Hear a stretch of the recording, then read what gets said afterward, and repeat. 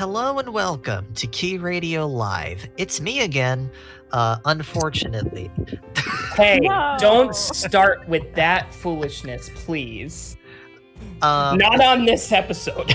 Not on this episode. It's been a weird week for Key. Prima Dolls, episode 1 dropped again. Episode 2 is dropping soon, early, for people who are well-versed in moon runes. And I'm excited for that. Kaginado obviously has a manga. Did the manga come out already? I think that there was something. And Prima Dolls got a manga volume this week, I think. A chapter at the very least. So it's a lot of cool stuff for Key. Stella finally got like its trailer uploaded to YouTube, which is just a compilation of all the Twitter things. And Harmonia is getting a Switch release, which we didn't talk about last episode, but we can talk about a little bit now before getting into the juicy Shizuku action. I'm excited because apparently Ray is voiced. That is equal biggest parts excitement. excited and nervous because Ray is one of the most confusing characters I've ever seen. As long as his voice acting is consistent, I think he'll be a little less confused. That's what I think is the case, but it all depends on how well the actor and voice director understands him. But at the very least, it does put Harmonia on the same level as all other Kinetics now, where the protagonist is fully voiced, which I greatly appreciate. It will either elevate Harmonia or bring it down. The only thing I sort of wish is that they adapted the closed memory part for the Switch version, just because they already have the script there. It's written like a visual novel, basically. There's no reason not to. Like, if they would have done that as like a bonus edition, kind of like how they included the PSP extra scenes for the Switch port of Air, I think we would have a perfect version of Harmonia. But this isn't about Harmonia, and honestly, I could talk for a couple hours about Harmonia, not much more. But let's talk for a couple hours about Shizuku, a route that is very either emotionally charged or, for some people, very confusing. Mainly because a lot of people either missed the point of the route or didn't get anything and realized that that's okay.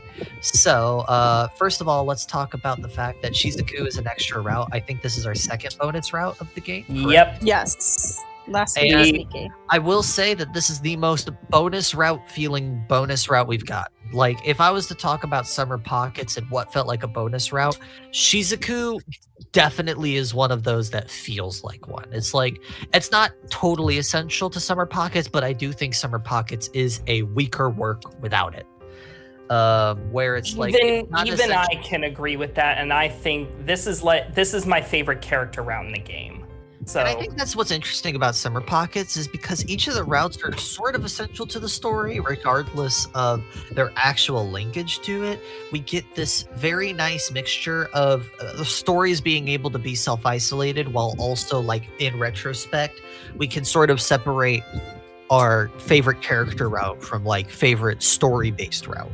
Because, like, if I was to go off of my favorite route, like, based on how well it links to the story, it would obviously be something like Shiroha, Umi, Shiki, or Ao.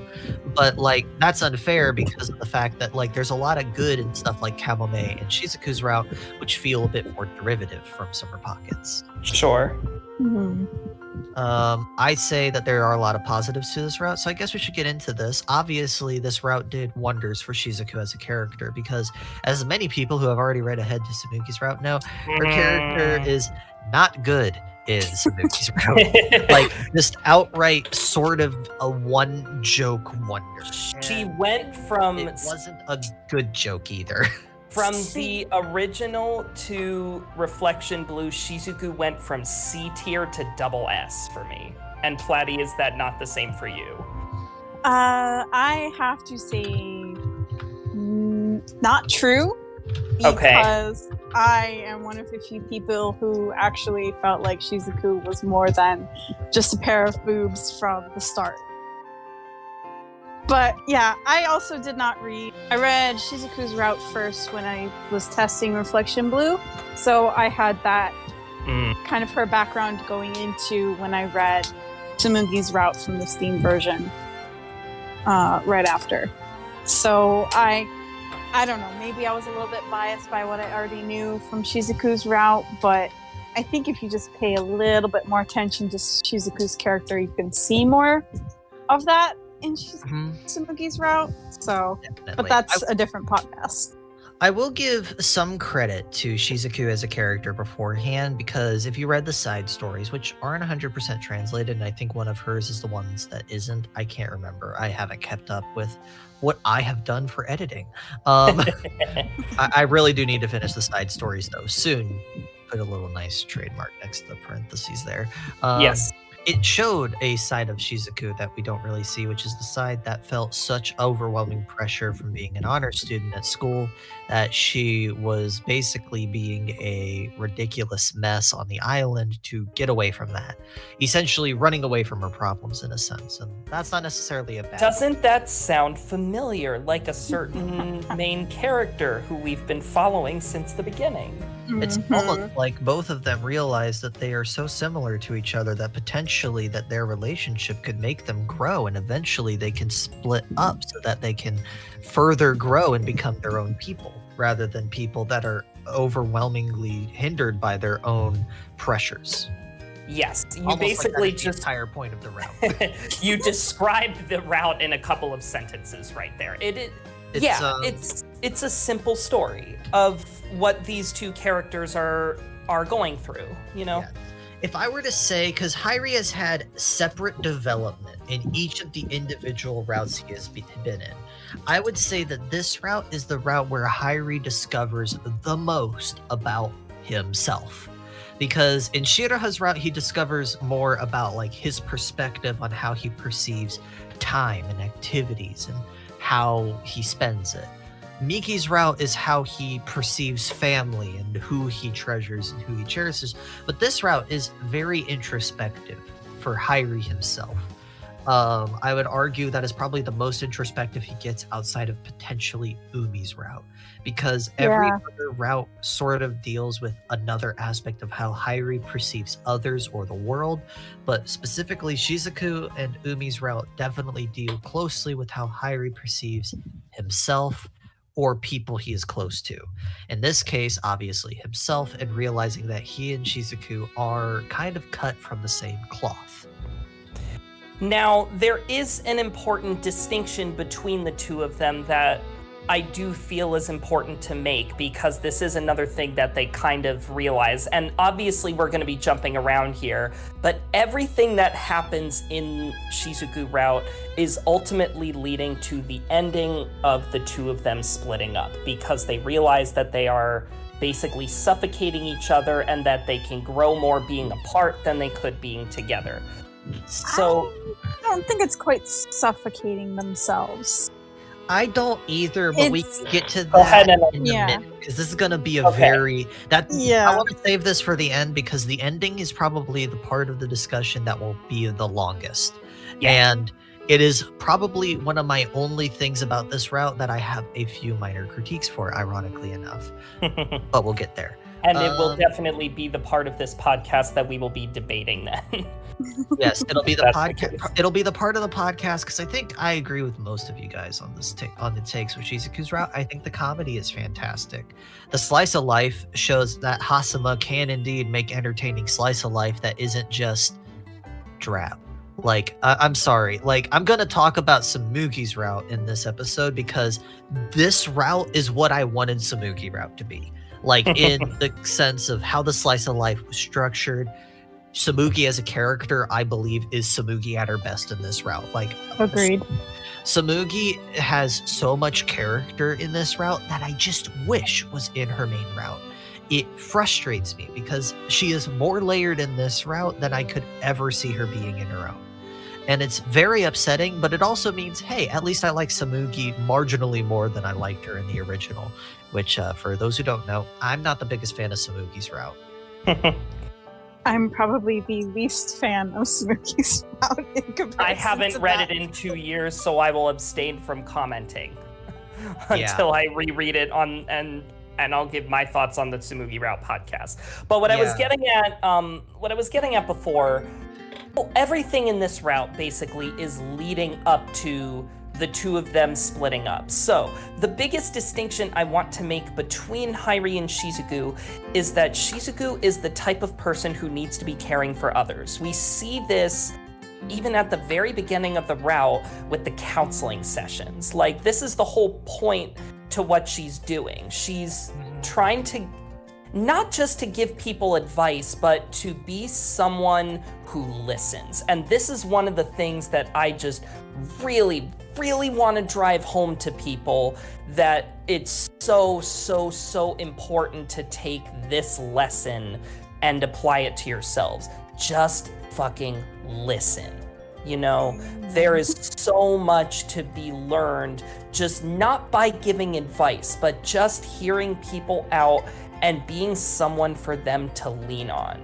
And Shizuku shows that this is the most important thing, because she doesn't, when she writes in her little notebook, and we'll talk a lot about the notebook in a bit, when she writes stuff down, she's not writing the advice she gave to people. She's writing down what she did to help them feel heard, to help their struggles feel real. I will say that in the case of this, I think the message about just listen only applies to people, by the way, who are like able to.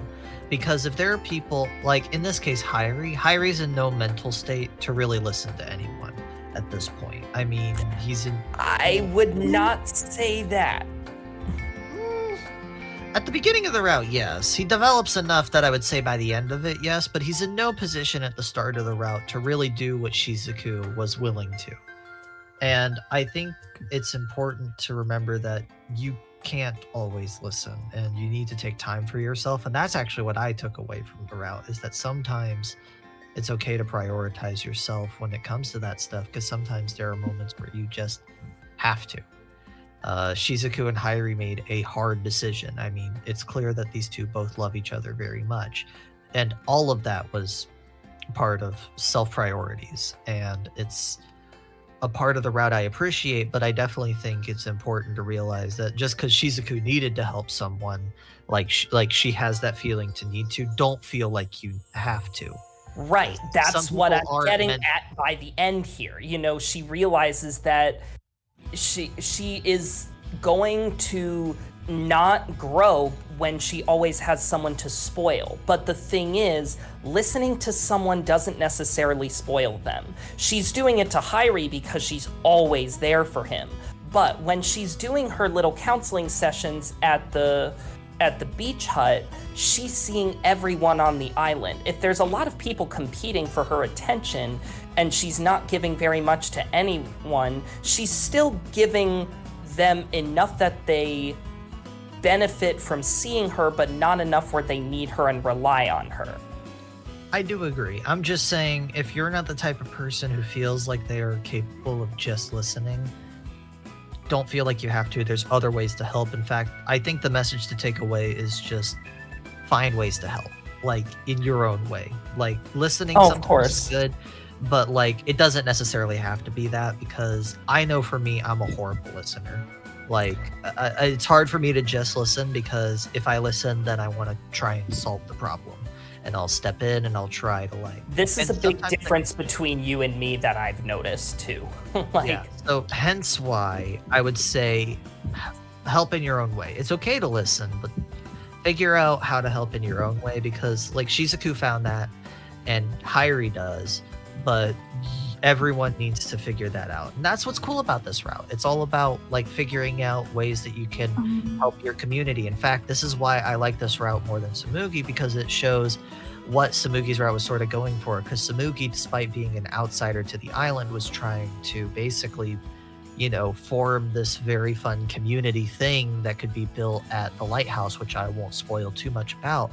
But in Shizuku, she actually does that. Like she brings with the beach hut. That's exactly what it is. She brings the community together. She actually like strengthens everyone through what they're doing. And this is why I do feel Tsumugi is at her best, because I think thematically she is still being able to pitch a part in growing this community while also not sort of having a pointless first half. And I'll talk about more of that obviously in the Samuki episode if I'm allowed on.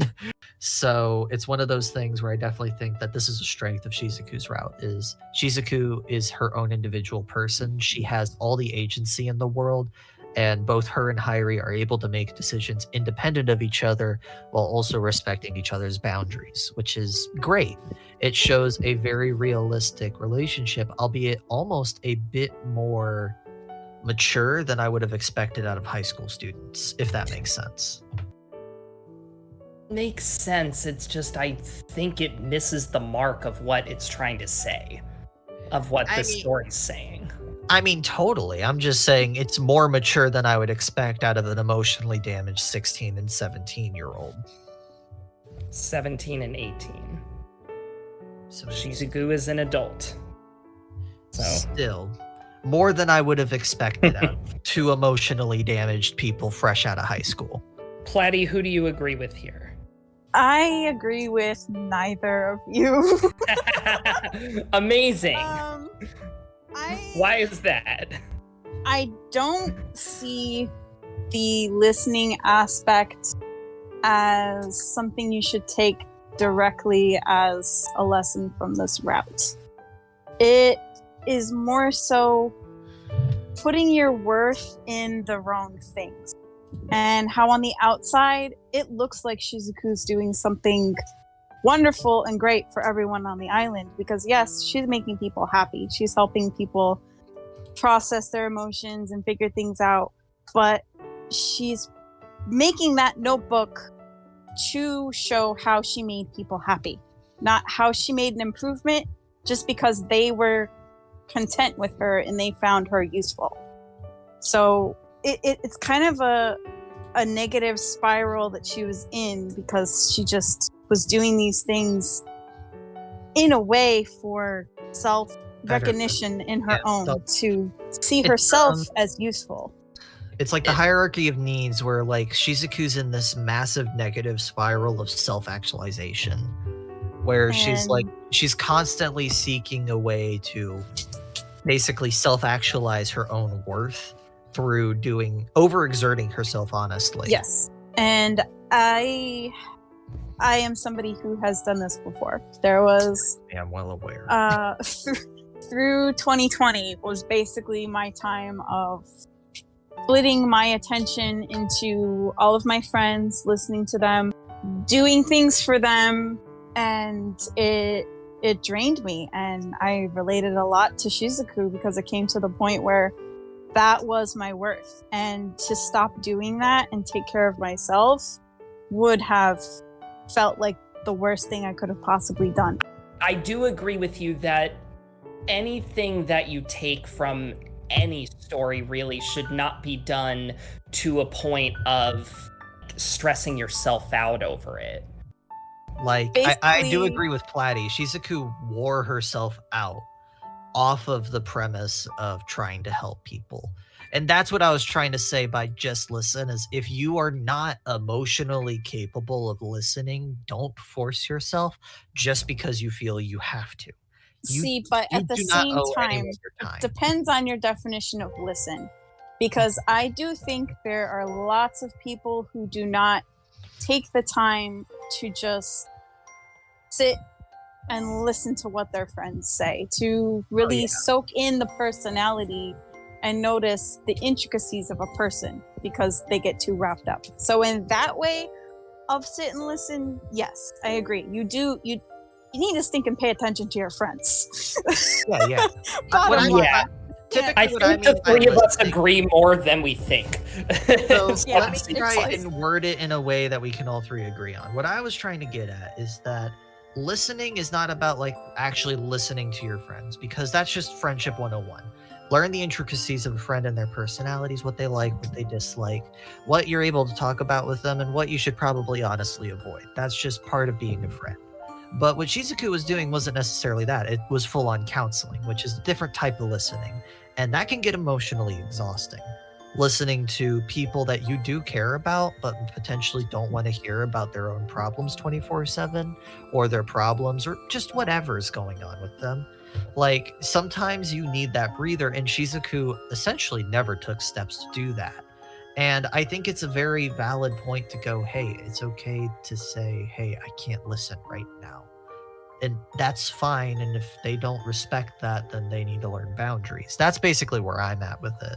And it's why I do respect Shizuku's decision to sort of take a step back at some point. Absolutely. I'll add this onto that. Notice how the most emotionally charged moment we have from Shizuku in this situation is the very first time Hairi opens up to her. Mm-hmm. It's really the first emotional hit of this route, and all of the other emotional hits that happen later, weirdly enough, are not as strong until the breakup. It's almost like this route climaxes at the beginning, which is very strange, but it's also fitting for the type of summer romance that these two characters have. Mm-hmm. This romance is both equal parts mature and incredibly immature, and it captures the vibe of absolute stupidity, like just hopping into a relationship randomly because it's summer vacation and you have nothing better to do, and then you realize that life is probably not going to let that work out. Like, this route basically sums up a lot of people's summer relationships. Yeah, absolutely. That's what I love about it so much. Because the thing is, even though it ends with the two of them splitting up, they learned a lot from it. Yeah. Mm-hmm. The two of them learned a lot about themselves from it, and they were able to thank each other for that at the end, which is what I love so, so, so much about this story. You know, take your positives. Yeah. Now, before we go on to this last decision of the route that's like not controversial, because I don't want to say we have several things before we get there, but go ahead. Yeah. I do want to talk about any critiques we have towards this route. I have a couple, but I want to see if you guys have any first that you want to voice before we keep going through the major points of this route. Probably the biggest one, just seeing other people's perceptions of the routes and opinions as they go on.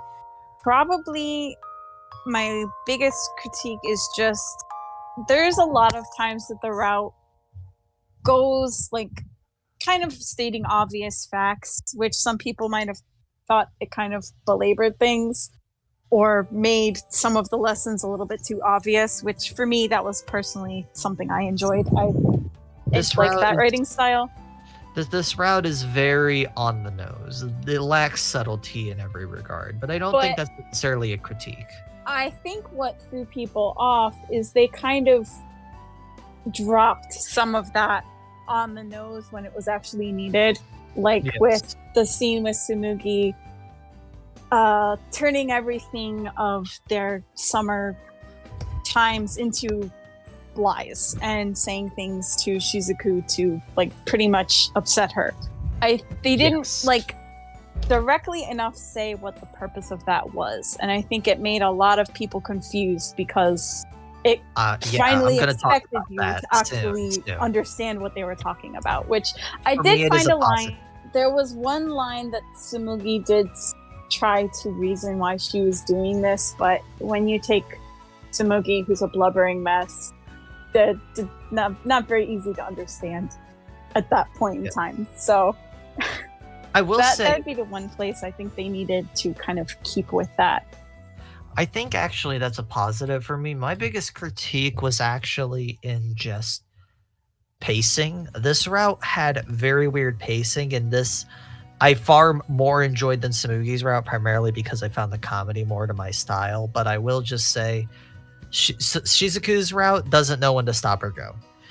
There's one moment where Hairi and Shizuku's relationship is like on cloud 9, and then like the very next scene, it's just, and I'm over here like, that's intentional. That was a major positive for me. I love that about this route. That's why Hairi got does make it off. It makes it a frustrating read, though, which I understand is the point, but it does make the route less enjoyable for a lot of people, and I understand that. But I will say this is a very accurate representation of teenage romance. It's a mess. It's never how the books make it out to be. Yes. It's why I actually do appreciate it. I do see it as a critique, primarily just from like a story perspective of it can get uncomfortable. It can get very uncomfortable and sort of unsettling. Now, to talk about unsettling, we need to talk about the Samugi I hate you scene, because that's later. That's later, because there's something more pressing that we need to cover first that happens earlier in the route.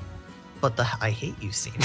We'll come back to it. There's something we need to cover earlier that's a major thing that we need to address, because it happens earlier, right around the bad end. You can talk about it then, because I don't have a lot to say about it. It's not specifically related to the bad end, because it does come up like throughout the entire story. But this is a whole plot-related thing that that Spiral actually asked me to talk about. Do we think the cat god is real? We never get a clear answer. What is actually causing Shizuku to lose her memories here? We know how they're being lost. It's related to the shades, but we don't know why. It's Shizuku. She's forcing herself to forget. It's forced memory loss. Yeah, like at this point, like, yeah, no, I don't think it's real. I just think it's the excuse. It is the manifestation of what she's actually doing and the method of which she's doing it.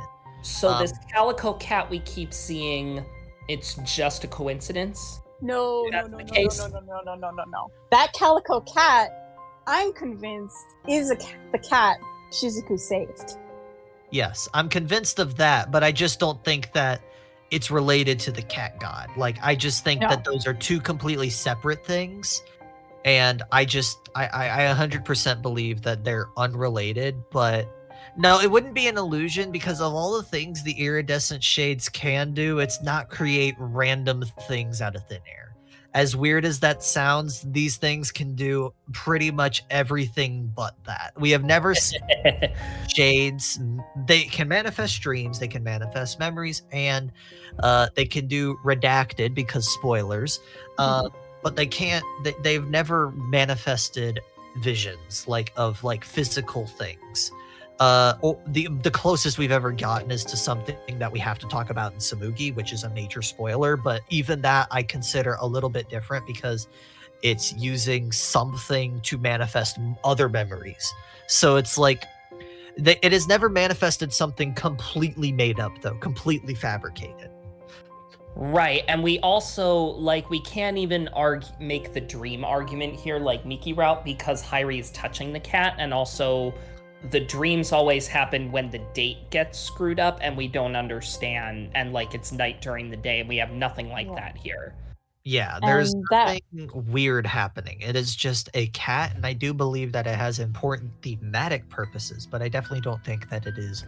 The cat is still just a cat. The cat is just a cat. I'm not convinced of that. I still think that somehow, because the cat tends to follow Hyrie or watch over Shizuku, and then the cat just suddenly disappears when Shizuku gets her memories back, and that's what I think is weird. Goes to the cat temple, and she finally accepts herself, where she's standing and what she needs to do with her memories. That's when the cat stops being her guardian. So it might not be the original cat, because she never shows outward attachment to this animal. If it was the one she'd saved, she might, but she also forgot the situation with the cat. So it could be this cat was just following her around and she couldn't remember why. So that's true. We never really see Shizuku interacting with it. Yeah, she really does not interact with it much. It's mostly interacting with Hyrie, and I think she can see it. So it's not like the cat's only visible to Hyrie, but I think she just forgot this cat and what was important about it. But the cat didn't, so once it wasn't needed anymore, it just stopped being her guardian. And yeah, I think if anything, the cat's not anything supernatural as much as it is a cat that was just concerned for Shizuku. Because cats are smarter than they ever let on to be. They have higher emotional propensity than pretty much any other animal, despite the fact that they never show it. So I have a feeling that, and cats sense weird things with people's emotions that shock me. So I don't think that it's some sort of supernatural thing as much as it is the same. It's probably, if there's any theory I buy, it's the same cat that Shizuku saved. Other than that, I don't think anything else suspicious is going on as Yeah. much as it is just most of it is like, for me, it's just the simplest answer is probably the most likely, which is that it is mostly a coincidence. And it is there. They are pointing it out for thematic parallels. my other reason for thinking that as well is because why else would the butterfly that touched Hyrie be the cat's? Is the cat came close and like allowed a butterfly of that memory to come to Hyrie when he needed it. Yeah. Because it was a very conveniently timed butterfly for it to just suddenly find him. I think it was more the cat intentionally helped. But that's me, a highly cat-involved person. Trying to give the cat significance. I think the cat has significance from a thematic standpoint. I just don't think that it's anything but a cat, and potentially a cat that was just following someone that it cared about. Because the other thing is Shizuku likes cats. Like we know that they're all over her first scene. So it's not like Shizuku's necessarily unfriendly towards cats. It's just, I think she doesn't remember. If the cats have significance, it's one of those, if the cat has a significance, then I do think it's more for Hyrie's sake than for Shizuku's. And once the cat realizes that Shizuku's okay and Hyrie knows exactly what to do or what has happened, the cat's at peace, which could very well be the case. It's one of the parts of the route that just sort of, it drops the ball on, sort of like Umi and Samugi's route, where Umi's just not acknowledged throughout half of it. I wouldn't call it dropping the ball, because here's the thing, and this, whether you like this or not, is up to taste, but Shizuku route has multiple different miniature plot threads all going on at once. And I do get it is a little bit hard to follow each one.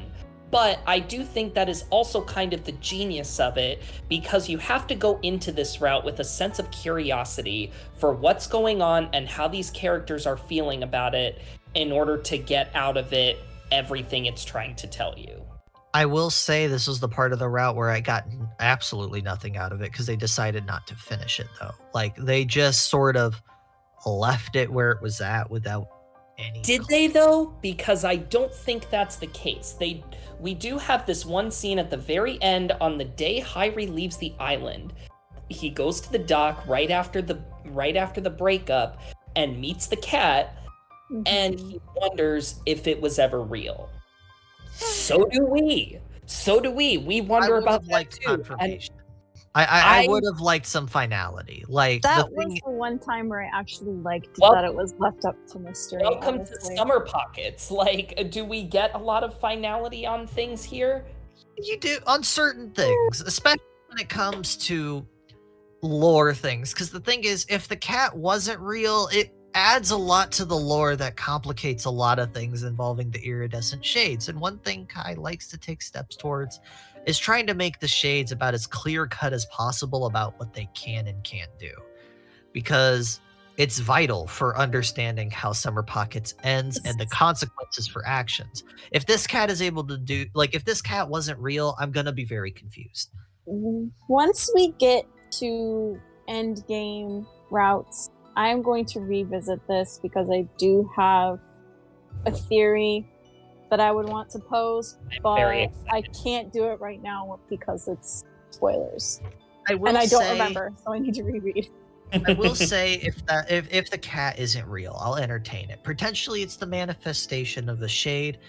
It might actually add to a theory I have going on throughout Summer Pockets that I can't even talk about until the final podcast anyways.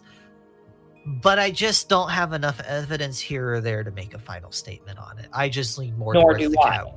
I just lean more towards the cat being either as real as Samugi was, which, as much as I don't like Samugi, I will give her credit. I do believe that she was real, which we'll get into more in her own route. But I do believe that she became her own person, and that is all the context I can give.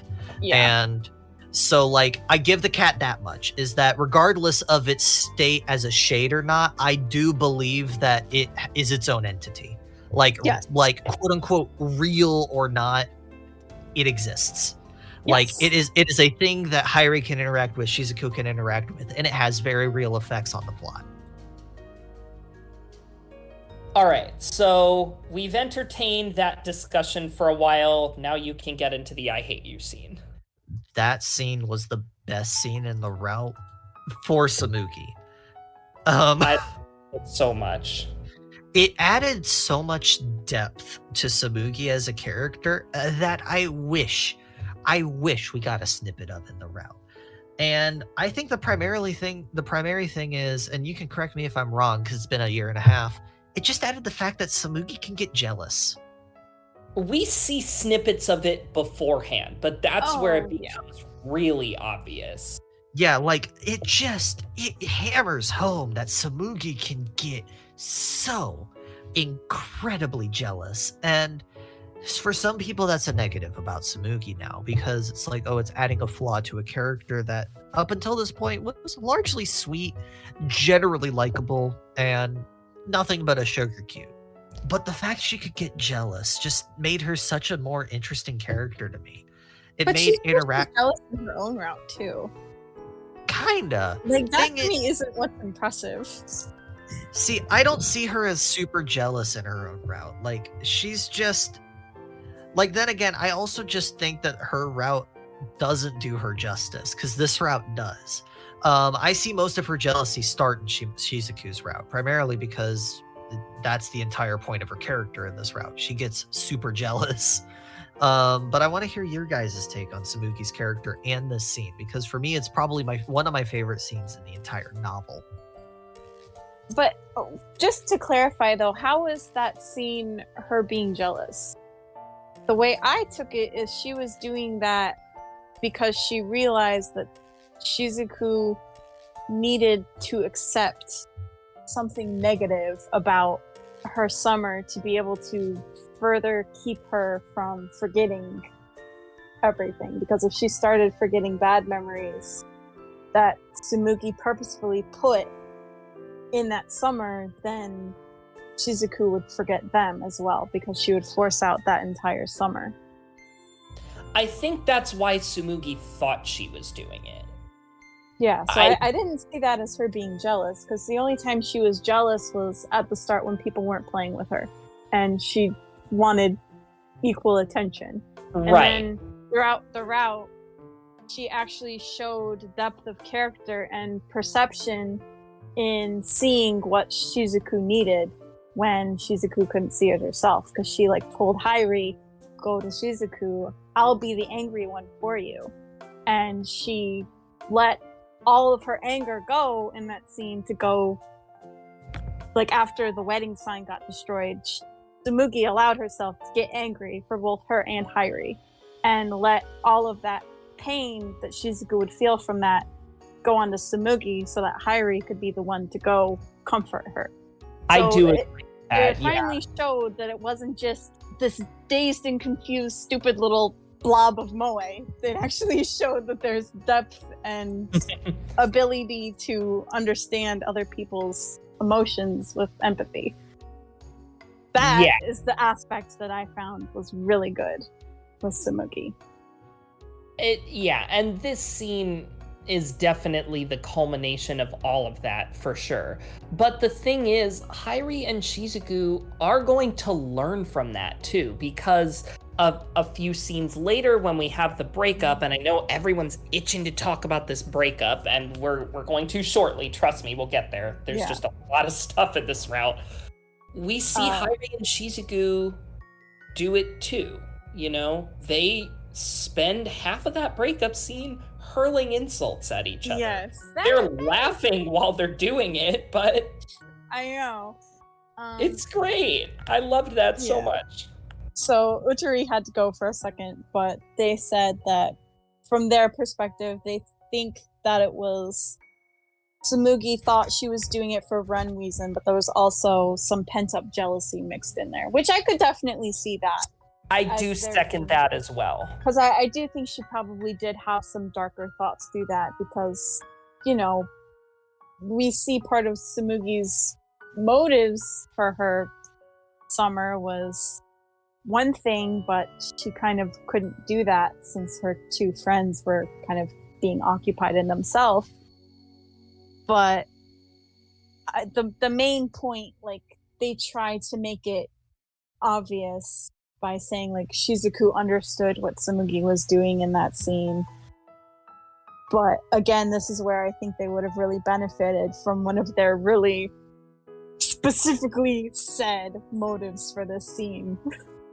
Yeah. If they were going to keep that from the beginning of the story. Right. Spiral says jealousy of what, or is that a spoiler for her route? I think Platy kind of just answered that. But I think it's really just jealousy of Hairi and Shizuku discovering things about themselves that Tsumugi wanted. In Tsumugi's very first scene in Common Route, she says, "I'm looking for what I want to do," which is a very vague thing to say, but that's what she's looking for. That's why she came to Tori Shirojima.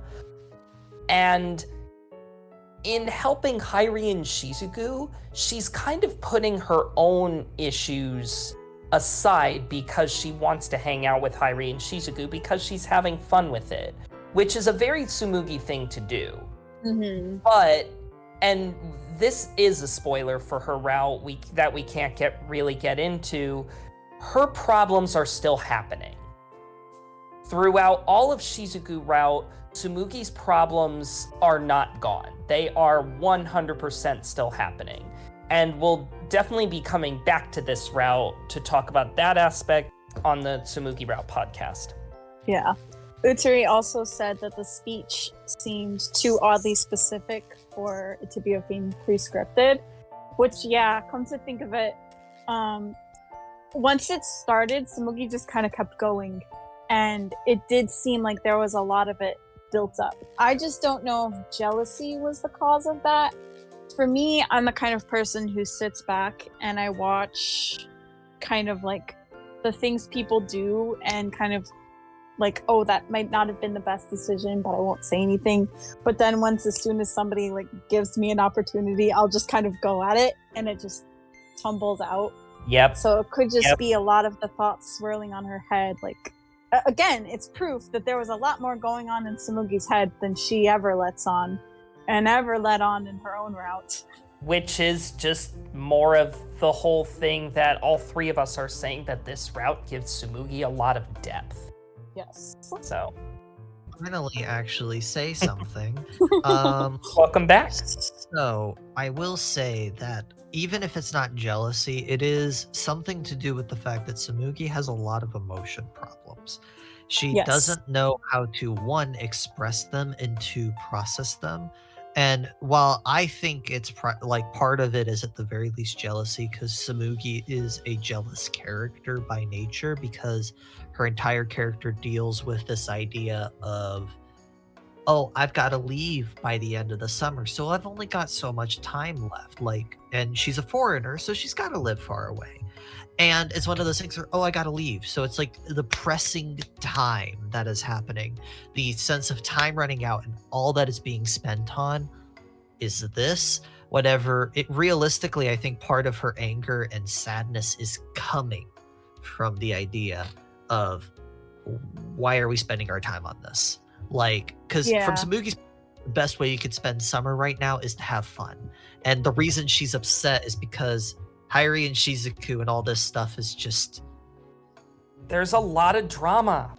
The whole way it started, now that I'm remembering playing it in my head, it was because Shizuku had overworked herself for the benefit of making the farewell party as best as she could for Hairi and Tsumugi.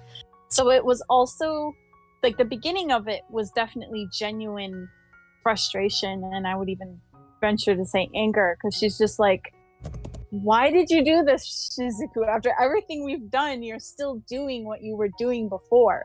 Why do you keep letting yourself run? It's worth noting here that this scene happens right after you make the crucial choice, which your options are, she's been trying too hard, hasn't she? Or, hey, don't worry about it. And if you choose the latter option, that's where you get the bad end, where Hairi and Shizuku basically decide they're going to stay together, and there's one line in that bad end that Hairi says about himself that we can really apply to Shizuku and kind of Tsumugi too. If I don't need to fly, I'm not going to. This is a place where I can rest my wings. Not a place where they can heal. I don't think I ever did that ending. It's worth it. I highly recommend it. So short. It is one of the shortest endings, but it does add quite a bit to the route. Primarily because Hairi's focus is more on relaxing rather than healing, which in every other route he does. But if you don't make hard decisions in Shizuku's route, you don't. Hairi doesn't heal unless he makes hard decisions in this route. Many other routes, it sort of happens by default. But in this route, it actually requires some effort on Hairi's part. And I think it's important here that this is the route that actually has a bad end to it. Because, like, Kamome and Ao also kind of had bad ends, but they happened way earlier in the route. This is the only route in the game that has a bad end right at the end. Yeah. This was definitely a good one to have it, because really there were two ways for it to go. And what's funny is I do think it is interesting that the hypothetical situation that a lot of people think they would prefer just isn't near as satisfying. Like, if they continued, where would the route go? Like if they didn't have to make hard decisions, the route would be cuter, sure, but it wouldn't go anywhere. It would just. And that's why I love this ending so much. Okay, now, Lucia, it is time to talk about the ending. Here we go. I'm going to let you do your spiel, and I'll let Platy do their spiel, and then I'll say mine. So this will be fun. All right. I think this breakup scene is like peak Key. Everyone has that weird route that you say it's like at the top of Key, and everyone's like, really? This is that route for me. 100%. Because this is the one that acknowledges that both of the people in this relationship, both Hairi and Shizuku, realize that they have a lot of growing up to do, and that in staying together, they won't be able to do it. They won't be able to learn from each other because they are using each other as an emotional crutch. And I love that they realize that, and that they can thank each other for the things they learned. Shizuku can let go of all her problems. We were talking before about the notebook, and this very much applies to Platy's theory specifically. What they said about the notebook at the beginning, that she's writing all the things down, but that it's suffocating her almost. Shizuku lets them go. She lets all the sticky notes fly off into the wind. She decides, I'm going to fly, and the only way I can do that is not having someone to spoil. And Hairi learns that if I always have Shizuku to come back to, always have her to lean back on, I won't deal with my own problems with the swim club. And when they both realize that, worth noting here, it's a mutual breakup, they both want this, they're going to go on to become stronger people. So that's my take on it. That's why I think that if this route ended any other way, I would have said, oh, it's kind of mid, it's kind of cute. This ending is what makes it perfect for me. So, just to say for their romance to begin with, I think that the way that they very quickly decided, well, rather Shizuku quickly decided, I'm going to fall in love this summer with you and let's be in a relationship.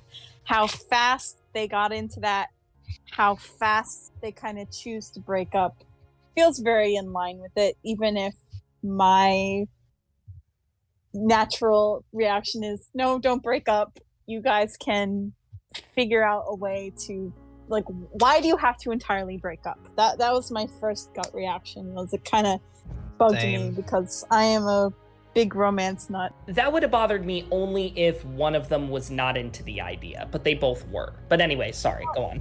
It kind of felt like they so quickly decided this is how it's going to be without feeling like they made enough effort to make it work through that.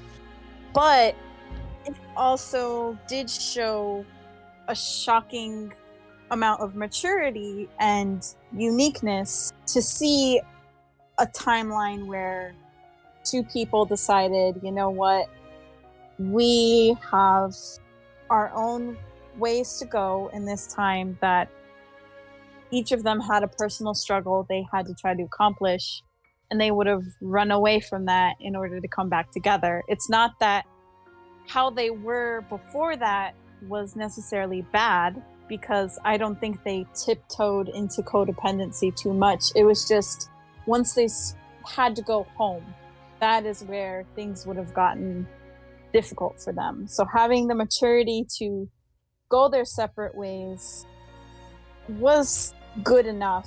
But for me, it was the epilogue where they did their growth and they came back, and then they left it at an open end of, can we have potential to stay together forever? That was for me the best way for it to go, because it kept Same. the compromise of. I didn't even talk about it, but I love that epilogue so much. So that saved me, the epilogue, because it kind of left me feeling a little bit empty with that breakup, because you don't want to see your favorite character have to spit these mean things back out at somebody else. So it hurt, but it made sense, which I could come to terms with that enough, but the epilogue really just made me content. I think one of the things, now that I can talk about like how I feel about it, I think the scene's great. I think the scene's very realistic, and I think that they come to a very good, mature decision for both of them. This scene tips a fine line, though, of what I'm willing to tolerate with breakup scenes, because in romance, I never liked the breakup scene. One thing I'm glad is that they broke up at the end of the route, meaning that they didn't have a chance to tiptoe back on it. Because typically in romance stories, they'll break up, and then you have the airport scene where after they break up, they realize that they've made a mistake, and the person's already on the boat, and they're running, they're going through the crowd of people that didn't exist before because this is a small town, and then they're just like, no, wait, I really love you. And then it's just like, I'm so glad that they didn't do this. Primarily because of the fact that this scene shows that they both still really love each other. They're just not good for each other where they're at right now. Which is honestly the best way to sum up this scene. It's not a, oh, this isn't working out. It's just, we both have some growing up to do. Yes, exactly. It's the acknowledgement that neither of them is perfect, and that they both need to grow a little bit to be perfect for each other. Because I don't think that they want perfection as much as they want to be able to just sort of grow into their own, which is something that they never had a chance to do, because Shizuku relied on Hairi for helping him for her own self-worth, while Hairi relied on Shizuku to basically run away from his own issues. And I think the fact that they're both willing to face their own issues head on is a very respectable thing. And it was each other that they even gained that ability and desire to want to tackle those issues. And this kind of tumbles into one of my opinions on what the overarching themes of this route was. Before you get to that, I want to read what Spiral said, because it kind of relates to what Uttori just said. Spiral says, I like the breakup in principle. It was a bold and creative choice, but I don't know if it was earned based on what came before. Because while we were told that they were too codependent, we weren't necessarily shown it. And it's a very subtle codependency. And also neither were they. They're predicting their future based on what they have seen in each other's and their own tendencies. So in that prediction, they made a decision based on where they see their future going. So I don't think it's necessarily a problem. This was not the result of codependency. This was the result of a prediction of codependency. It was the result of realizing that they could indeed become codependent, And which probably is. will. But And here's the interesting thing about that, because it's something that's not necessarily acknowledged with a lot of teen relationships. This happens a lot. If you oh look yeah. back, if you look back on a lot of breakups, most people after they break up have clear vision about pretty much every problem that the relationship had from point A to point B. They just were never willing to talk about it. This route was literally the, hey, what if teens weren't stupid about dating? That is the entire route. It raises the question of what if two teens were just willing to talk about it? And they were. And look at what came from it. Two characters that were taught to face their problems. This was the route thematically that was all about learning to face your own trauma and learning to face your own issues and learning to grow from that. Because if you don't, all you will do is stagnate and you'll never find true happiness, no matter how much you think you will. Speaking of trauma, we didn't talk at all about Shizuku's mom, and there's not really much to say about this plot-wise except that I think she found a very healthy solution for herself. This is what I have to say about Shizuku's mom. I'm sorry.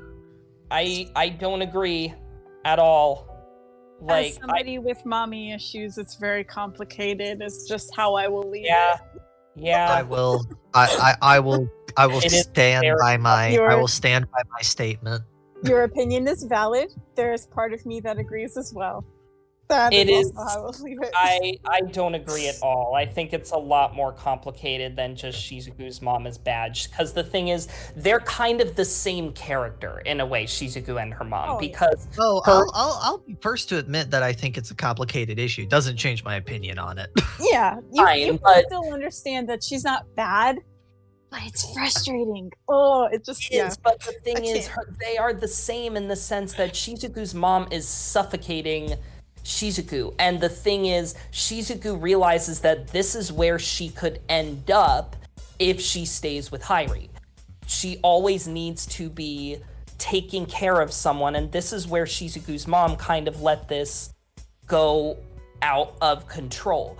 We never doubt whether, or at least we shouldn't ever doubt that Shizuku's mom loves her. We doubt that she's not showing it in the right way. Like, I have a lot to say about this that I'm just not gonna, But have you heard the conversations with her and Hairi? Shizuku's mom just doesn't understand how to express emotions properly. We don't know why she doesn't. She's a grown-ass adult. She should know this, but she doesn't. And the thing is, that's an issue that Shizuku figures out how to deal with, and she figures out that in order to repair this relationship, they need to give each other space, and there is nothing wrong with that. Here's my issue with Shizuku's mother in her entirety. Shizuku as a character has her own suffocating tendencies that can get annoying, but at least she's willing to show growth. In the case of Shizuku's mother, all I see is someone who leans into the fact that she doesn't know how to express her emotions to be emotionally and verbally abusive. And That's to me, true. there is no Doesn't mean excuse. she doesn't love her daughter, though. You could say that about most abusive parents, and to me that is no excuse for abuse. And Absolutely. it will always stay that way. So my opinion of her basically will remain, regardless of how much she quote unquote loves her daughter. If she is not showing it in a way that actually reflects that, then no. I will say Shizuku's mom bad. Which is why I don't disagree with anything you said, which is why I think Shizuku comes up with a very healthy way to help her mother grow too, and help her mother understand that that what she's doing is unequivocally wrong. It just kind of sucks. This had to come from an 18-year-old and not the adult in the situation. Well, yeah, Dad's completely absent, right? I don't think we even said anything about him. I think my primary issue is just mainly the fact that, like, I could not sympathize with Shizuku's mother at all, because I'm very much of the opinion that if you're going to lean into abuse to raise your children and show that you quote-unquote care and love about them, that's just a non-excuse. So for me, it's just one of those things where I just look at her and go, okay, you're a thing in the story. I don't like you, but you exist. Now let's hope you figure your stuff out at some point. Especially when, as well, it was, like, canonically said that the fighting matches between Shizuku's parents were like known throughout the island and got incredibly loud and nasty. That's not exactly the best couple to be bringing a child into the world to begin with. 100%. Those things where I look at Shizuku's mother and all I see is someone that is incredibly selfish and just takes it out on her own child. And it's an issue, and I just don't find any redeeming quality in that. And honestly, if I were Shizuku, I probably would have gotten no contact more than anything. But the thing is, had the presence of mind to not go after Shizuku once Shizuku effectively ran away. That's part of it. One time where I respected her. And also, like, the thing she says to Hyrie specifically, her mom admits, I don't know how to show love correctly at all. So she shows a willingness to change, which is a huge, huge step. Then she shouldn't have had a child. Yeah, I know. I see both sides.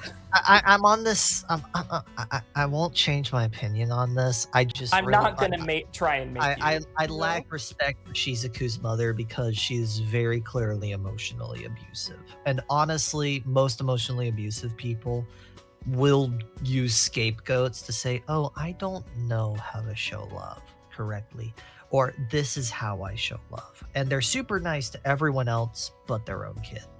And True. I think that's my issue, is the fact that, to me, all it made it seem to me was, oh, don't hate me, Hyrie, please. I'm just her mother, and I've got my own issues. I think you could see it that way, but I just didn't. I believed her mother. It was as soon as the mother actually had the maturity to go to the counseling session and actually finally flip and talk to her own flesh and blood child and try to address this head on and grow towards a solution that seemed like it could work out, was when you can have a little bit of respect for her, because she needed to actually do something herself and not just hide behind the excuse that she can't show love. That at least finally showed an action. I will give her kudos that she did go to the counseling session. I just wish we could have gotten, honestly, as much as I do love the epilogue, I would have loved something in the epilogue talking about some sort of growth from Shizuku's mother. Yeah. We don't get much of it, and the thing is, it is sort of an open thread where, like, cool, she could have literally gone to that session in one ear, out the next. We see a little bit in the sense that Hyrie calls her afterwards, and Mom says something like, should I come to the island? And he says, no, we got this. You know, when the typhoon. Yeah. When the typhoon hits. Yeah. She calls. She doesn't come get her. She just calls, is she okay? Yeah, she's fine, we're good. And she gives her space. She is showing that she's willing to give Shizuku the space that she asks for, because Shizuku is an adult. She is 18. She is well within her right to ask her for space, and Mom gives it to her. So, yeah, I have a lot of just negative feelings towards Shizuku's mother, but there's also a lot of there's also just a lot of just because I've known friends with a very similar type of parent like that, where I'm just I'm fortunate enough to not have had that, but it's one of those things where I've known enough friends with that type of parent to go, the amount of damage you have done to that kid is irreparable in some cases. Yeah. I'm not going to comment on my own personal situation on the podcast, but those of you who have read my post in Book Club probably know about it. So, yeah. My post in Book Club, I'm keeping more of my personal stuff out of this as well, but yeah, there's a lot of personally charged things in this route that I just can't touch on too much. This is actually something for me to say, as we head towards finishing up the route, this little episode of the podcast, is that this route is a route that is heavily influenced by personal experience. It is a route much like Sasame's route in Little Busters and any other route that's sort of like the niche routes in any key work. It is not a route that is necessarily like the best route in the game in terms of like objectivity. Like, there are issues. This route has certain things that are weird about it. Some people just outright won't like it, and that's okay. But the target audience that the route is aiming for, the story that it is trying to tell for the situation that these people might relate to, it'll hit. Sasame's route hits hard for me. It doesn't for a lot of people. But Shizuku's route hits hard for the people it relates to.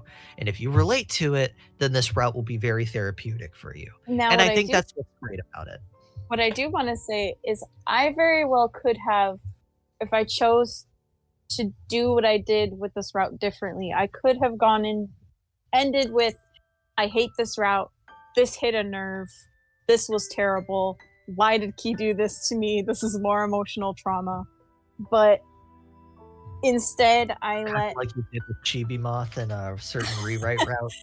Yeah. But it's just growth on your part, though. This is true, and partly the message of this route helped because, and now I'll say what I took from this route entirely, is that you have to take good memories with the bad. You cannot choose one or the other. We are who we are just because of the unpleasant and pleasant occurrences in our life, and we wouldn't be the same if a single thing were altered in the slightest. No matter your pressures, your expectations, your life is yours to control. And that is kind of why the two had to break up, is because their life was still in their control before they could choose to meld their life with someone else's.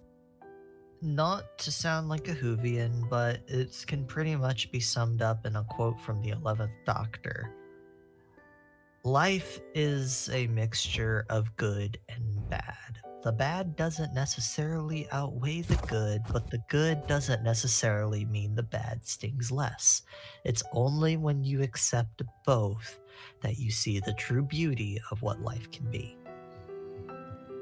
Yeah, that's key. Like, that's key in a nutshell right there. Yeah. And I'll say that's the only reason I even related to this route, is because of the fact that I've had to deal with like the idea of wanting to just push back bad memories and only focus on good, and it has only been whenever I've accepted that both need to work in tandem. Yeah. That I do relate to this route a bit. I relate to Shizuku and Hairi's struggle, especially Hairi.